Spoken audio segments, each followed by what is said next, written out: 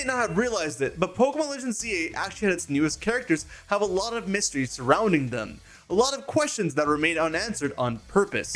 I first came to know about these many mysteries through Canary, and while Canary is the first character that set me off with this, all of the new characters have these mysteries. While doing Canary's quiz, we learned through the last question that Canary receiving the laptop through Teragon, her grandfather, is a rather somber tale. Something tragic seems to have happened here. And this is where my brain was alerted that, okay, I have to be on the lookout for clues, lore hints, mysteries, you know, like there's something deeper here that the game is not going to explain. And so maybe if I take a look and explore through Lumiose, I'll learn about it. But no, there was nothing. What could be so deep cut and tragic about the fact that her grandpa gave her a laptop? Did something happen and then she got the laptop? Well, I spoke to my friend HH Jan about this on Twitter, and Jan seems to think that it's possible that her parents passed away, seeing as how Teragon is in construction, and so it's likely that maybe her parents were as well, and they passed in the construction incident.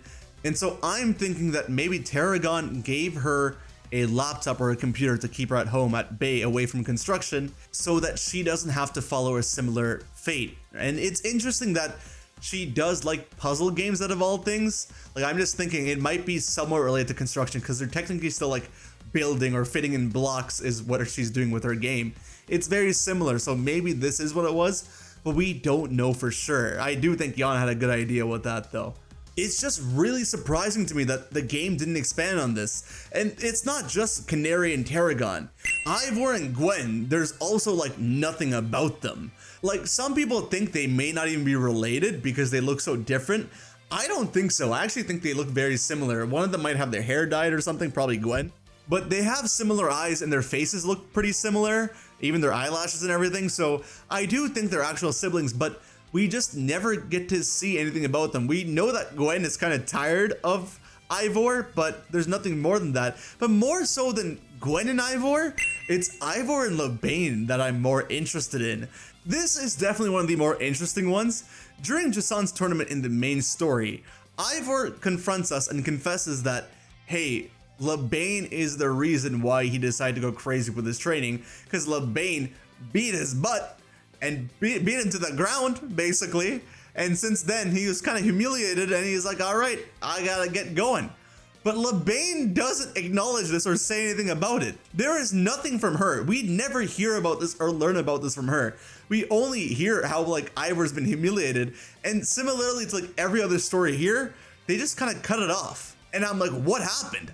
The man literally starts opening up, and then as he's opening up, he's like, you know what? Never mind. I shouldn't be saying this right now. Like, I don't have the heart to open up, even though I was just about to. But everybody does this, and I don't get it. What are they hiding? Are they hiding it for the DLC? I don't know. I hope they are at this point because I want to know more. Anyways, in regards to Ivor, it's a lot more interesting because the Fist of Justice is entirely made up of females minus him. He is the only male there. It kind of reminds me like a lion pack, but it's not like that. He clearly has a more gentler and like softer side to him. So I don't think he's really trying to be this macho dude trying to show off to everybody. But I'm wondering if there's any relation to Lebane beating him so bad that he only has women in training in the Fist of Justice. I'm not sure. Maybe Lebane was so like evil in his eyes or so unrighteous and unjust that he decided to bring up women so they can be just and righteous, unlike Lebane. I got no clue. All I know is that Lebane caused this guy some mad trauma. I don't know what way or another, but it's clearly affected him big time. But karma gets everyone, doesn't it? Because we know that Jasant put Lebane in her place. So much so that she has to hide who she is, and she's a maid working for Jasant now. She can't even show off her true colors, and every time she does, Jasant just gives it to her. She is so scared of this woman. Lebane is absolutely terrified. This hierarchy is crazy. Like, and it's funny too, because if you think about it, at the end of the main story of Legends ZA, Jasant and Ivor kind of bond over their similar dreams. And Lebane is in the middle of both of them, so it's really, really funny. I wonder if there's something there. I can't really put two and two together right now, but I feel like there is. It would be really funny if like Ivor and Jusant get together. I doubt what's happening, but it would be really funny if they do, and like Lebane has to witness that come to fruition. I don't know, but they did in their way get their own wishes come true because they got the Infinite Royale tournament. But anyways, I digress. I do want to hear more about Lebane and how she was back then, including her relation with Ivor and Jusant. But another relationship we have some insight into is with Felipe, Corbo, and Lysander. And I just realized I used the word relationship. I'm just talking about two people having a bond. All right. Corbo's relationship to Lysander, as well as the bond between Felipe and Corbo, are probably the mysteries we know the most about. And that's because these two actually go on explaining a good gist of it. From everything we can gather, we basically know that Lysander is the one who helped Corbo get out of the streets. Corbo was just this kid who was pretty much helpless in Lumios, and through Lysander's generosity, he was able to start a business and make a living for himself, and from there he just expanded and expanded. Now at that time, Felipe and his gang were pretty much the head honchos of whatever part of Lumios they were in. And whenever Corbo came around, they seen him as a problem because they weren't a part of his gang. And so they aspired to take him out. But Corbo was just that guy who took out Felipe and his whole gang. And mind you, Felipe is a steel type expert while Corbo is a poison type expert. And in every way, this guy should have lost. Like, there's no way Corbo should have won. And again, they specifically mentioned how Corbo won with his Venipede. Venipede is a poison and bug type, the weakest stage of Scolipede, right? This guy Felipe, assuming that he still had his ace, Skarmory, steel flying type. Not only does he have the double typing advantage, but Skarmory's a fully evolved Pokemon, whereas Venipede needs to evolve 2 more stages. It's insane. Corbo must have been going crazy, and he took out a whole gang too. So that's just a lot about him actually. But anyways, we know that both Felipe and Corbo look up to Lysander so much, and that Lysander helped them both out so much, at least he helped out Corbo a lot, that Corbo wishes to repay Lysander as much as possible whenever he can. And though we do get to see Lysander in this game and Corbo see him, we don't actually get to see Corbo repay him directly. Maybe he did in terms of protecting the city, but nothing too direct there. We can also see Corbo's like anti-hero tendencies come out, and this has like some connection to Lysander. I think I feel like it's similar. He may have adopted it from Lysander a little bit, with Lysander being a villain back then and a little bit of a hero, because like, I mean, he's a hero now, air quote hero, but he was also someone who was very generous, who gave a lot away back in the day. So he kind of embodies both of those traits of Lysander, I feel anyways.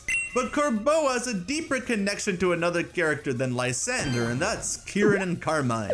If you want to see that video, be sure to subscribe. I haven't made it yet. I will make it soon, but you don't want to miss it, do ya? The mysteries here for me are more like, yo, I want to know more about your backstory. Like, where did you come from? Who are you? How did this guy help you?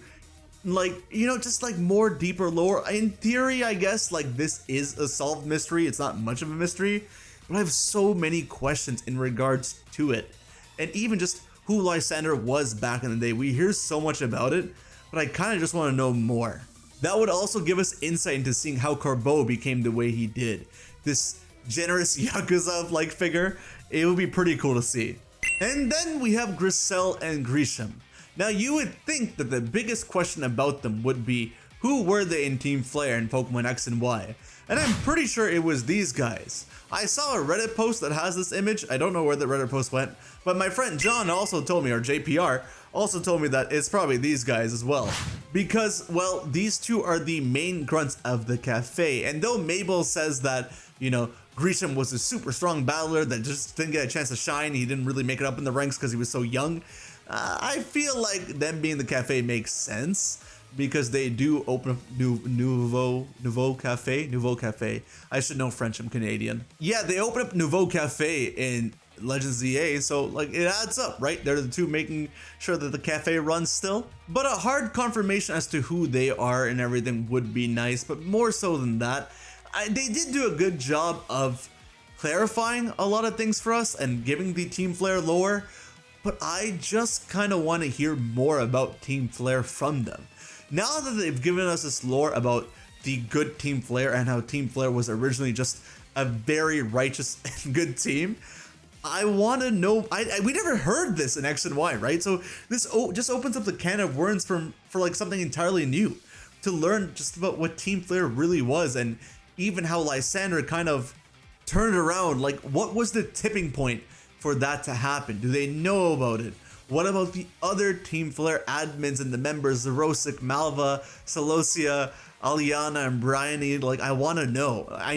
It's crazy that I know all their names, okay? I read the manga, that's how I know their names. I think Grisel and Grisham are siblings, like, I think we can all infer that much, but I want to know why Grisel has a Hisu and Zoroark haircut. Is she related to anyone in Legends Arceus? I don't think so, but man, I really do not know. And these are just the newer characters. There are like returning characters that we still don't know a lot about. So many questions, little to no answers, but I do hope we get some more answers in the Mega Dimension DLC.